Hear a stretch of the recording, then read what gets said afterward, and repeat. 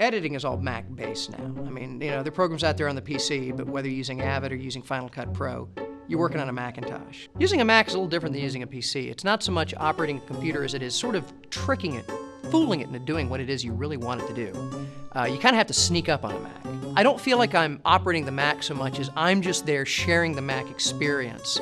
And if I can do something useful while the Mac is willing, so much the better. One of the coolest features of the Macintosh is it's really easy to shut down. All you have to do is be using a piece of software and then poof, it goes away. It's gone, it's shut down. You didn't push any buttons, you didn't close, you didn't even save. It's just gone. Unless you want to shut down a Mac, oh, that's a whole nother story.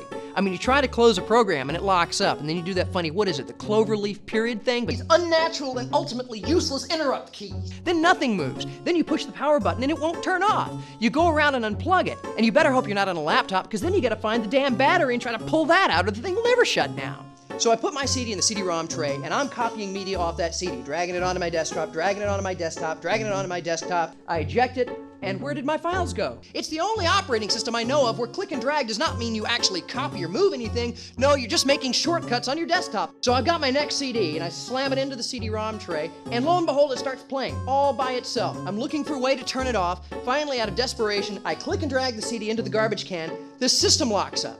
So I go to the cloverleaf period spacebar thing, hoping I can stop the program, and I get a little caution window saying, careful, interrupting this program may lock up the system.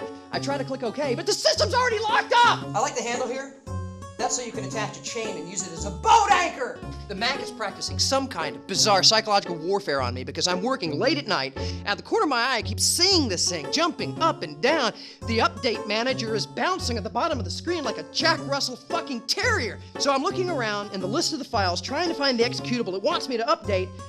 And if I click on any one of them by accident, I rename it! Oh no, it's been renamed nothing. It was some kind of important system file, and the computer crashes! On a PC, no data is really lost. I mean, there's a way to undelete a file. If you know what you're doing in DOS, you can go in and recover anything that's been corrupted. On a Mac, if you lose a file, you run to the store, you get a copy of the Mac version of Norton Utilities, you run back only to have Norton go, "You idiot! You own a Macintosh! The file is fucking gone! It's just gone!" Don't have any tools or any kind of buttons or whatever dials or switches on the bottom of the screen, because if you reach for them, the dock menu comes up. You've got to like angle around and slide and dodge the thing to get to the control. It's kind of like boxing with your computer. I can put it on the bottom, I can put it on the left, I can put it on the right. No, I can't put it on the top. That's reserved for the mighty Blue Apple. Gah!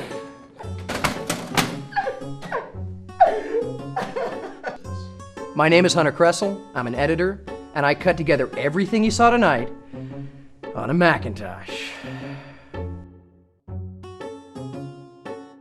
Mac killed my inner child.